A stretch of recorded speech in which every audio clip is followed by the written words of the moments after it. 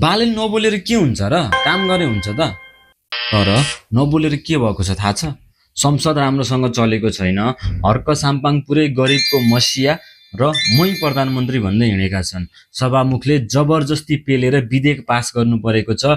विपक्षीले new पाइरहेका छन्। संसदमा छलफल हुनुपर्ने ठाउँमा हो हल्ला मात्रै छ। प्रतिनिधि सभा नियमावलीमै लेखेको छ महिनामा एकपटक प्रधानमन्त्रीलाई प्रश्न सोध्न पाइने भनेर। अनि विपक्षी नउफ्रिएर के गर्छन् त? विपक्षीहरू मध्यावधि इलेक्सन हुन्छ भन्दै उफ्रिन थालिसके। निरङ्कुश, डरपोक, टिमभित्र कन्फ्लिक्ट छ, मिडिया फेस गर्न नसक्ने भन्दै विभिन्न आरोप लागिरहेका छन्।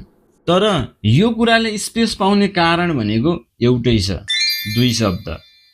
बोलेर हुनेवाला केही पनि होइन, तर दुई शब्द बोलेर शान्त हुन्छ र यो नचाहिने कुराले चाहिँ स्पेस पाउँदैन भने किन नगर्ने? अनि व्यक्तिको स्वभाव, बोली र कपडा भन्दा माथि उठेर देशको मुद्दामा छलफल हुन्थ्यो कि बजेटमा ध्यान केन्द्रित हुन्थ्यो कि लगानी गर्ने मानिसले ढुक्कसँग लगानी गर्थे कि कन्स्पिरेसी थ्योरी भन्दा देश विकासको कुरा हुन्थ्यो कि के हो? कमेन्ट गर्नुहोस्।